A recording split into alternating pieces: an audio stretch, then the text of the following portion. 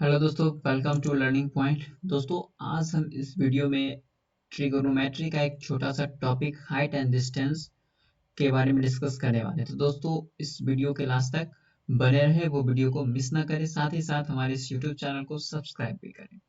तो दोस्तों, चलिए जो आज हमारा का फर्स्ट टॉपिक है। इससे पहले दोस्तों कुछ हम हाइट एंड डिस्टेंस में कुछ हम पहले ध्यान में रखेंगे। जैसे में हम देख लेते हैं कि जैसे ये मेरा छेद रेखा हुआ। अब यहाँ आप देखेंगे, जब हम नीचे से ऊपर देख रहे हैं, ठीक है, तो मेरा उन्नयन कोण बनता है। और जब हम ऊपर से नीचे देखते हैं, ठीक है, तो जब हम ऊपर से नीचे देखते हैं तो वो मेरा अवनमन कोण बनता है।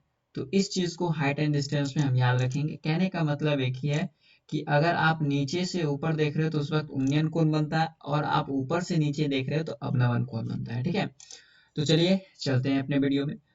तो दिन के एक निश्चित समय पर एक स्तंभ है ना, एक स्तंभ और उसकी परछाई, यानी कि किसी समय वो जो जो भी स्तंभ है उसकी परछाई, वो हाइट का जो रेशियो है वो यहाँ पे दे रखा है। यानी स्तंभ तथा इसकी परछाई की ऊंचाई का अनुपात कितना है? 1:3 है। तो दोस्तों, पूछा जा रहा है कि उस समय जो सूर्य का उन्नयन कोण क्या होगा। तो हम एक रफली फिगर बना लेते हैं। तो ये हुआ मेरा स्तंभ, ओके, और ये है मेरा उसका परछाई। ठीक है, इसका ये हो गया 1 और ये हो गया उसका √3, क्योंकि पहले स्तंभ कहता है तो स्तंभ और फिर परछाई कहता है तो परछाई। ठीक है, तो हमसे ये जो एंगल यहाँ पे जो एंगल बनता है हमें ये पूछा गया। तो ये आपका क्या है हुआ? लंब। और ये क्या है आपका? आधार। तो आप ये बताइए कि लंब और आधार में tan का संबंध होता है। तो यहाँ पे अगर मैं इसको थीटा एंगल मान लूं, तो यहाँ पे हमको क्या कह रहा है निकालने के लिए, है ना? तो हमको यहाँ पे tan थीटा कह रहा है कि नहीं निकालने के लिए? हाँ, तो tan थीटा का जो वैल्यू होता है 1/3 किसका होगा? देखिए यहाँ पे tan थीटा क्या होता है? tan थीटा बराबर p/b। तो यहाँ पे जो p का वैल्यू है 1 और b का वैल्यू है √3। तो दोस्तों 1/√3 किसका वैल्यू होता है? तो 1/√3 जो होता है वो tan 30 का वैल्यू कितना होता है? 1/√3। तो इसलिए मेरा करेक्ट आंसर क्या होगा? 1/√3 का 30 डिग्री। ओके, तो दोस्तों अगर समझ में आ रहा है तो वीडियो को लास्ट तक देखें और साथ ही साथ चैनल को सब्सक्राइब करें। हम अपने नेक्स्ट क्वेश्चन की ओर चलते हैं दोस्तों। तो नेक्स्ट क्वेश्चन है कि किसी समय है ना, किसी समय सूर्य का 29 अर्थात उन्नयन कोण जो होता है वो 60 डिग्री है। उसी समय एक ऊर्ध्वाधर खड़े खंभे की परछाई, यानी कि जो भी खंभा है, ये मान लेते हैं खंभा, उस खंभे की परछाई जो है 100 मीटर है। तो परछाई तो लेफ्ट राइट कहीं भी आप बना लो, उससे कोई प्रॉब्लम नहीं थी। इसका जो है वो कितना है? 100 मीटर है। ठीक है, और कोण कितना कहता है? 60 डिग्री है। तो ये जो एंगल है वो मेरा कितना है? 60 डिग्री। ठीक है, तो अब आपसे ये पूछा जा रहा है कि खंभे की हाइट क्या है। मान लेते हैं इसको h। तो वही है कि देखिए h, और यानी कि लंब और आधार में संबंध tan का होता है, तो हम यहाँ पे कौन सा निकालेंगे? tan 60, सॉरी यहाँ पे आपका क्या होगा? tan 60 होगा। ठीक है, तो यहाँ पे हम tan 60 बराबर आपका हो जाएगा h डिवाइडेड बाय 100। ठीक है, तो यहाँ पे tan 60 का वैल्यू क्या होता है दोस्तों? tan 60 का वैल्यू होता है √3 इजकल टू h/100। तो यहाँ से अगर आप h निकालते हो, है ना, अगर आप यहाँ पे h निकालते हो तो फाइनली जो आपका आंसर निकल के आता है वो 100√3। तो इसमें से कौन सा आपका आंसर है? तो correct answer option number A. तो आपका जो ऑप्शन नंबर है ये क्या होगा? करेक्ट होगा। ठीक है, नेक्स्ट क्वेश्चन देखते हैं। देखिए नेक्स्ट क्वेश्चन है कि सूर्य का 45 डिग्री से 30 डिग्री हो जाता है। यानी कि सूर्य क्या है, जब ट्रेवल कर रहे हो तो सूर्य 45 डिग्री से 30 डिग्री हो जाता है, पर एक ऊर्ध्वाधर खंभे की परछाई 10 मीटर की वृद्धि हो जाती है ना। इस खंभे की ऊंचाई कितना? अब देखिए, ये मैं एक खंभा बना लेता हूँ। ठीक है, अब मानिए कि पहले सूर्य यहाँ आता है, ठीक है, या फिर जो भी 2 पॉइंट हमको दिया हुआ है ना, अब यहाँ पे आएंगे, एक ये मिलाते हैं। तो ये जो एंगल था वो मेरा कितना था? 45 डिग्री, है ना। ये जो मेरा एंगल है वो 45 डिग्री का है, और उसके बाद कितना हो जाता है? 30 डिग्री हो जाता है। कितना हो जाता है? 30 डिग्री। ठीक है, उसके बाद ये मेरा जो एंगल होता है वो मेरा 30 डिग्री होता है, इसको याद रखेंगे। और जो परछाई में वृद्धि कितना है? 10 मीटर की वृद्धि हो जाती है। यानी कि पहले था 45, ठीक है, 45 से क्या हो गया? 30। तो जो भी हाइट था उसमें परछाई में 10 मीटर की वृद्धि हो जाती है। यानी कि यहाँ से लेकर यहाँ तक का जो डिस्टेंस, ये तो आपको पता चल गया है कि ये कितना होगा, 10 मीटर। अगर हम मान लेते हैं कि यहाँ से लेकर यहाँ तक h है ना, टोटल, ठीक है, तो यहाँ से क्या होगा, सॉरी x मान लेते हैं, ठीक है, चलिए x मान लेते हैं, इसको हम h ले लेते हैं, यहाँ पे x है तो ये क्या होगा, ये आपका होगा x माइनस 10 होगा या नहीं, चलिए x माइनस 10। चलिए अब हम सॉल्व करते हैं। तो सबसे पहले हम जो सॉल्व करेंगे यहाँ पे टोटल निकालेंगे तो 10 30 निकालेंगे, ठीक है। तो यहाँ पे हम 10 30 निकालते हैं तो 10 30 डिग्री से होता है वो मेरा कितना हो जाएगा यहाँ पे, तो h बाई एक्स, ठीक है, h बाई एक्स। तो 10 30 का जो वैल्यू होता है 1/√3, तो 1/√3 बराबर h अपॉन एक्स। तो यहाँ से x का जो वैल्यू मेरा आ जाएगा, क्या आएगा दोस्तों, तो x का जो वैल्यू है वो मेरा आ जाएगा √3 और h। यहाँ से मैंने एक वैल्यू यहाँ पे ले लिया, ठीक है। हम थोड़ा सा इरेज कर देते हैं इन सबको, तो मेरे पास एक वैल्यू आ गया है, क्या आ गया है, x का जो वैल्यू है वो मेरे पास आ गया है √3h। अब हम ये 1045 डिग्री में हम चलते हैं, ठीक है। तो यहाँ पे जो वैल्यू है 1045 डिग्री, ये मेरा होता है h divided by x minus 10। तो ये तो वैल्यू 1 होता है 1045, तो यहाँ पे हो जाएगा 1 इजकल टू h का वैल्यू यहाँ पे देखेंगे तो √3h, एक है ना, तो यहाँ पे जो वैल्यू हो जाएगा h divided by √3h minus 10। अब इसको हम लोग क्या करेंगे, सॉल्व करेंगे। तो यहाँ पे h, तो यहाँ पे ये h इधर जाएगा, ये टोटल वैल्यू थी, और ये h इधर आएगा, तो यहाँ पे h कॉमन, तो हो जाएगा √3 माइनस 1 इजकल टू कितना हो जाएगा दोस्तों, 10, ओके। ये वैल्यू आया। अब यहाँ से हम हाइट निकालेंगे तो h का जो वैल्यू आएगा मेरे पास वो 10 इंटू √3 माइनस 1, ठीक है। तो फाइनली जो मेरा ऑप्शन यहाँ पे आंसर जो है वो डी नंबर ऑप्शन है, ठीक है। कौन सा ऑप्शन है, डी नंबर। देखिए दोस्तों, इसमें क्या करना रहता है, सबसे पहले जो भी एंगल दिया आप ये भी निकाल सकते हो, पहले आप ये भी, दोनों निकालेंगे बारी बारी से, आंसर निकल जाएगा। तो फाइनली आपका आंसर क्या हो गया, 10 इंटू √3 माइनस 1 मीटर, ठीक है। नेक्स्ट क्वेश्चन देखते हैं। नेक्स्ट है एक मीनार की 5 से 30 मीटर दूरी पर स्थित बिंदु से इसकी चोटी का उन्नयन को, ये मीनार है, ये मीनार का पाद यानी कि नीचे का बिंदु हुआ, जो नीचे का रहता है, दूरी पर स्थित बिंदु से, ठीक है, 30 मीटर, यहाँ से कितना डिस्टेंस है, 30 मीटर। तो जो डिस्टेंस है वो मेरा 30 मीटर स्थित बिंदु से इसकी चोटी का उन्नयन को, इसकी चोटी का जो उन्नयन कोण कितना है, 30 डिग्री। तो यहाँ पे हमने 30 डिग्री कंसीडर कर लिया। तो इस मीनार की ऊंचाई पूछ रहा है, तो दोस्तों यहाँ पे इसको h मान लेते हैं। तो यहाँ पे क्या हो जाएगा मेरा, tan 30 पूछ रहा है, तो tan 30 डिग्री का जो क्या होगा वो मेरा होगा h डिवाइडेड बाय 30, ठीक है। अब यहाँ पे tan 30 का वैल्यू बताइए, 1/√3, ठीक है। उसके बाद ये हो जाएगा h बाई 10।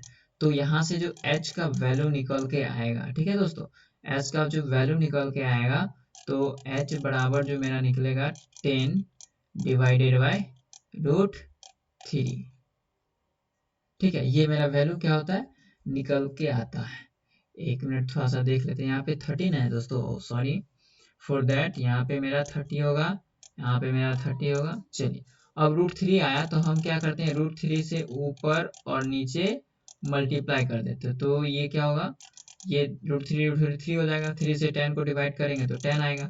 तो फाइनली जो मेरा आंसर आता है 10√3। तो इसमें से मेरा कौन सा, ये डी नंबर ऑप्शन मेरा क्या होगा, सही होगा। तो 10√3 जो इसका राइट आंसर होगा, ठीक है। नेक्स्ट क्वेश्चन चलते हैं। नेक्स्ट क्वेश्चन है, इसमें कहता है कि एक पतंग की डोर 100 मीटर लंबी है, एक पतंग की डोर। चलिए एक पतंग की डोर हम बना लेते हैं, एक बेस बना लेते हैं, इस बेस से कोई उड़ा रहा है ये पतंग, इसका हम मान लेते हैं जो है वो मेरा 100 मीटर है, ठीक है। चलिए तो 100 मीटर लंबी है तथा क्षैतिज तल से 60 डिग्री का कोण बना, यानी कि यहाँ से जो है 60 डिग्री का क्या बना रहा है, कोण बना रहा है। तो भूतल से पतंग की ऊंचाई यही पूछ रहा है, ये इसको h मान लेते हैं, ठीक है। और इसको h, अब ये बताइए यहाँ पे, आप बताइए ये मेरा कर्ण दिया हुआ है, ये मेरा हाइट दिया हुआ है, ठीक। तो आप ये बताइए कि ये यानी कि लंब दिया हुआ है, लंब और कर्ण में किसका संबंध होता है, साइन का। तो हम यहाँ से किसका निकालेंगे, साइन 60 डिग्री, ठीक है। तो साइन 60 होता है मेरा कितना, h/100। तो साइन 60 साइन 60 का वैल्यू बताइए तो क्या होता है दोस्तों। तो साइन 60 का जो आपका वैल्यू होता है, हाँ दोस्तों, साइन 60 का वैल्यू तो ये होता है आपका √3/2 इजकल टू h/100, ठीक है। अब यहाँ से 2 से हम इसको कट कर देंगे 50 टाइम्स, ठीक है। तो h बराबर क्या आएगा, 50 इंटू √3, यानी कि यहाँ से जो फाइनली आंसर है h बराबर 50√3। तो ये आपका क्या है, करेक्ट आंसर। तो h बराबर 50√3 कहाँ पे, ये रहा, है ना। तो इस क्वेश्चन का करेक्ट आंसर क्या होगा, ऑप्शन नंबर बी। दोस्तों अगर अच्छा लग रहा है वीडियो तो हमारे इस यूट्यूब चैनल को सब्सक्राइब करें, वो वीडियो को लाइक करें, साथ ही साथ ज़्यादा से ज़्यादा लोगों तक शेयर भी करें। नेक्स्ट क्वेश्चन, नेक्स्ट है, भूतल पर स्थित किसी बिंदु से एक मीनार की चोटी का उन्नयन कोण। तो पहले हम बना लेते हैं एक मीनार की चोटी का, है ना। तो भूतल पे, ये पे है भूतल, इसको हम मीनार बना देते हैं, ठीक है। इसको मिला देते हैं और यहाँ से लेकर इस मीनार को अगर कोई देख रहा है तो उन्नयन कोण कितना बन रहा है, 30 डिग्री, ठीक है। इस बिंदु से मीनार की ओर 20 मीटर, यानी कि यहाँ से यहाँ 20 मीटर और चला, तो इसके बीच का डिस्टेंस 20 मीटर, ध्यान रखिएगा। दूरी चला एक दूसरे बिंदु से इसकी चोटी, अब जहाँ पे 20 मीटर पूरा, वहां से जब इसके चोटी को देखा गया तो ये जो एंगल कितना बना दोस्तों, 60 डिग्री का एंगल बना, कितने डिग्री का, 60 डिग्री का। तो मीनार की ऊंचाई पूछ रहा है, अगर हम इसको h कंसीडर कर ले और यहाँ से लेकर यहाँ तक हम अगर इसको x कंसीडर कर ले तो ये क्या होगा मेरा, क्या होगा, x-20 होगा कि नहीं। चलिए, तो ये जो वैल्यू है ये मेरा क्या होगा, x-20। तो अब हम इसको सॉल्व करेंगे, तो सबसे पहले आप कोई सा भी निकाल सकते हो, तो यहाँ से हम निकालते हैं, ठीक है। तो चलिए हम निकालते हैं, पहले पूरा निकाल देते हैं। तो 10-30 निकालेंगे क्योंकि यहाँ पे 10 का से ही संबंधित है। तो 10-30 हो जाएगा मेरा, कितना हो जाएगा, h/x। और यहाँ से 10-30 का वैल्यू होता है 1/√3, कितना होता है, 1/√3। तो यहाँ पे x का जो वैल्यू आएगा √3h, ठीक है। चलिए आगे अब हम निकालेंगे इसका वैल्यू। तो यहाँ पे 1060 निकालते हैं, तो 1060 का होगा वो मेरा h डिवाइडेड है x-20, ठीक है। 1060 का वैल्यू √3 है ना, √3। उसके बाद h जो आपका इस यहाँ से क्या हो जाता है, h तो h है ही, x का वैल्यू आपने क्या यहाँ पे दिया है, √3h-20, ठीक है। इसके बाद कहीं पे कुछ प्रॉब्लम है क्या, एक मिनट, 30 से 60 डिग्री हो जाता है, ठीक है। 30 डिग्री का वैल्यू 1/√3, 1/√3 हो गया। तो x का वैल्यू √3h, ठीक है। 1060 हो गया आपका, h डिवाइडेड बाय x-20, ठीक है। इसका वैल्यू होता है √3 और h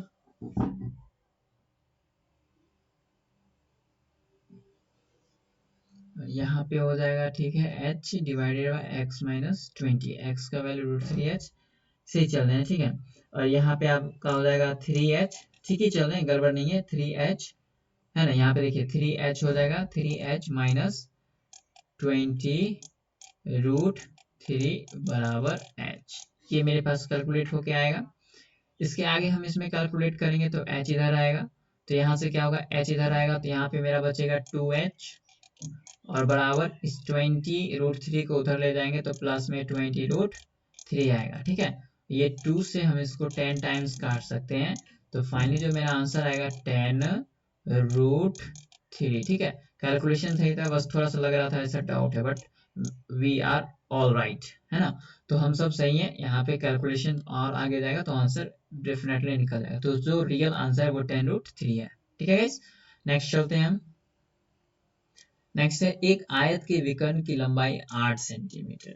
अब देखिए दोस्तों, हम एक आयत बना लेते हैं। ठीक है, ये आयत है, इसका विकर्ण कोई सा विकर्ण ले लेंगे। ये क्या है, 8 सेंटीमीटर। ठीक है, इस आयत की एक भुजा तथा विकर्ण के बीच का कोण। अब देखिए, हम किसी एक भुजा को लेते हैं। चलिए हम इसी भुजा को ले, ये कितना मेरा 30 डिग्री है। कितना है, 30 डिग्री दिया। अब पूछा आयत का क्षेत्रफल क्या। तो दोस्तों सवाल बहुत अच्छा है, घबराना नहीं, पहले आप फिगर कंसीडर करो। अब देखिए, हम ये पार्ट को भूल जाते, अब हमको तो इसको याद रखना है। आपको क्या दे रखा है, विकर्ण की लंबाई दे दिया है, और आपको अब क्या निकालना है, क्या निकालना है दोस्तों, आपको क्या करना है, ये इसका हाइट निकालना है, यानी कि भुजा इस आयत है ना, तो लंबाई और चौड़ाई इसकी निकालना है। तो यहाँ पे आपको क्या करना है, तो अभी आपको निकालना है यहाँ ये दोनों में। तो यहाँ से हम लगा लेंगे 10, एक बार 10 का लगा लेंगे और एक बार साइन का लगा लेंगे। ठीक है, तो 10 सॉरी, यहाँ पे आप एक बार 10 लगाओ, सॉरी एक 10 नहीं, यहाँ पे 10 कैसे काम करेगा, सॉरी सॉरी। देखिए दोस्तों, यहाँ पे कर्ण है, मेरे को क्या दिया हुआ है, कर्ण, तो कर्ण 10 में आता ही नहीं, तो 10 लगेगा कैसे। तो ये इसमें साइन और कॉस दोनों लगाएंगे। क्यों साइन कब लगाएंगे, जब आप इसका हाइट निकालोगे तब साइन लगाएंगे, और जब इसका बेस निकालेंगे तो कॉस का लगाएंगे। ठीक है, तो यहाँ पे साइन 30 ना, हाँ, तो यहाँ पे आपका साइन 30 का वैल्यू कितना होता है दोस्तों, साइन 30, यहाँ पे इसको मान लेते हैं x, इसको मान लेते हैं y। तो साइन 30 x डिवाइडेड बाय 8 होगा। तो साइन 30 का जो वैल्यू होता है आपके पास कितना होता है, 1/2 है ना, यही होता है ना वैल्यू, 1/2। तो 1/2 जो है वो आपका x/8, यहाँ से हम 2 4 जा 8 कर देंगे, तो यहाँ से जो x का जो वैल्यू है, ये आपके पास क्या आया, 4। इसको यहाँ पे कंसीडर रखेंगे, x का जो वैल्यू कितना आया, 4 आया है ना, इसको याद रखेंगे। अब हमको y निकालना है, तो यहाँ पे आपको लगाना पड़ेगा क्या, cos 60, तो cos सॉरी 60 नहीं 30 डिग्री, तो यहाँ पे आपका हो जाएगा y डिवाइडेड बाय 8। तो cos 30 का वैल्यू कितना होता है दोस्तों, बताइए, cos 30 का वैल्यू कितना होता है। तो जो sin 60 का वैल्यू होता है वो cos 30 का वैल्यू होता है। तो sin 60 √3/2, तो cos 30 बराबर भी क्या होता है, √3/2। तो यहाँ पे हम लिखेंगे y/8, यानी कि अब होगा √3 डिवाइडेड बाई 2 इजकल टू कितना हो जाएगा आपका y/8। और यहाँ से हम क्या करेंगे, 2 4 8 हो जाएगा, और y का जो वैल्यू निकल के आएगा क्या आएगा, 4√3। अब हमको x पता चल गया और y पता चल गया, यानी कि लंबाई और चौड़ाई पता चल गया। और आयत का क्षेत्रफल क्या होता है, l इंटू बी। तो यहाँ पे 4 और 4 √3, तो 4 चौक 16 √3, ये मेरा फाइनली आंसर हो गया।